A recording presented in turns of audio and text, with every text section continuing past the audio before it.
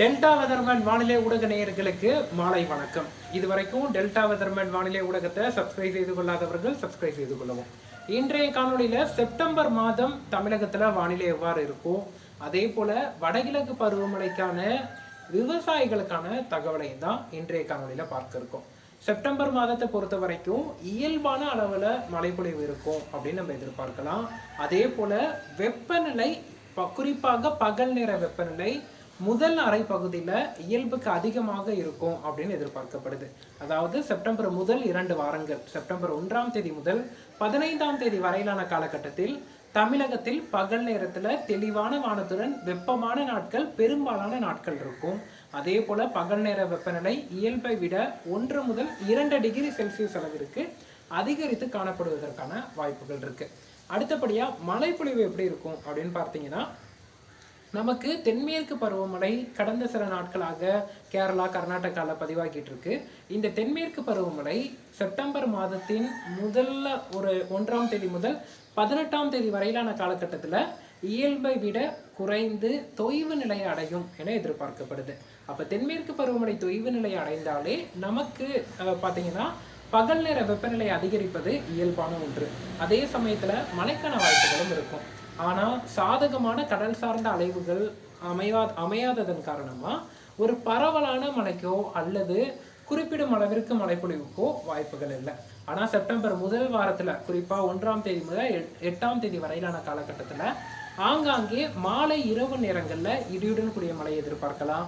Delta மாவட்டங்களாக இருக்கட்டும், வடகடலோர மாவட்டங்களாக இருக்கட்டும், வடக்கு உள் மாவட்டங்களாக இருக்கட்டும், அல்லது தென் மாவட்டங்களின் ஒரு சில இடங்கள்லையும் இந்த இடி மின்னலுடன் கூடிய மழைக்கான வாய்ப்புகள் இருக்கு. ஆனால் இதுல என்ன ஒரு சின்ன பிரச்சனை அப்படின்னா, பரவலா பெய்வதற்கோ அல்லது பெய்யக்கூடிய மழை மிகவும் பயனுள்ள அளவுக்கு அமைவதற்கோ வாய்ப்புகள் சற்று குறைவா இருக்கு.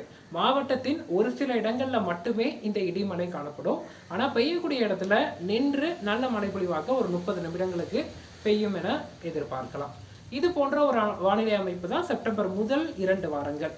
குறிப்பா 18ஆம் தேதிக்கு பிறகு 15ஆம் தேதிக்கு பிறகு படிப்படியாக வெப்பச்சலன இடிமலையின் தாக்கம் தமிழகத்தில் அதிகரிக்கும்.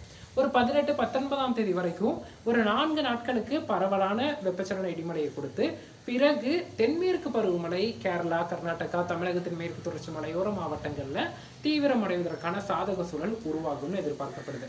அப்போ ஒட்டுமொத்தமா செப்டம்பரை பார்த்தா பகல் நேரத்துல தெளிவான வானத்துடன் வெப்பமான சூழல், ஆங்காங்கே இடியுடன் கூடிய மழை, இதுதான் இருக்க போகுது. இயல்பான அளவுல வெப்பச்சலன மழை பதிவாகும். வெப்பநிலையை பொறுத்த வரைக்கும் முதல் 2 வாரங்கள் சற்று அதிகரித்து காணப்படும். அந்த முதல் 2 வாரங்கள் ஆங்காங்கே மாலை இரவு நேரங்கள்ல இடியுடன் கூடிய மழை இருக்கும். அது குறித்தான தினசரி அறிக்கைகள் நமக்கு வழங்கப்படும்.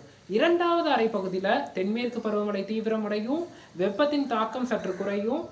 அதே போல வெப்பச்சலன இடிமலையும் தீவிரமடைந்து மழை பொழிவு கொடுக்கும்.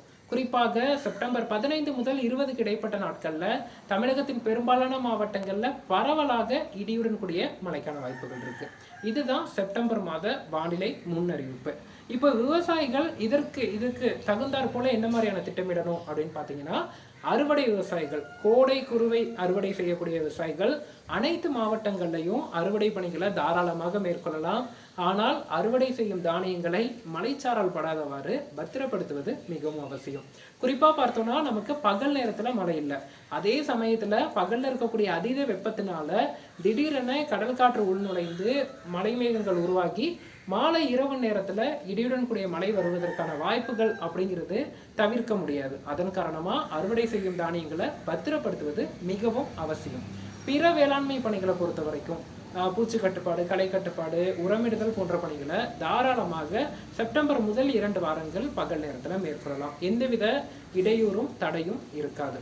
அதே சமயத்துல விதைப்பு பணிகள், சம்பா விதைப்பு பணிகளை திட்டமிட்டிருக்கக்கூடிய விவசாயிகள் கவனத்தில் கொள்ளணும். என்னன்னா, வடகிழக்கு பருவமழை இந்த ஆண்டு தொடங்குவதில் சற்று தாமதம் ஏற்படக்கூடும்.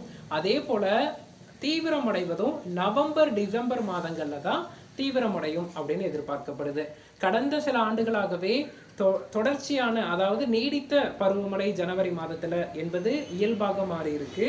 இந்த ஆண்டும் ஜனவரி 2026 வரைக்கும் வடகிழக்கு பருவமழை நீடிப்பதற்கான வாய்ப்புகளும் சாத்தியக்கூறுகளும் இருக்கு. அதே போல ஜனவரி பிப்ரவரி மாதங்கள்ல குளிர்காலத்துல குளிர்கால மழையும் அதிகம் தாக்கம் இருக்கும் என எதிர்பார்க்கப்படுது.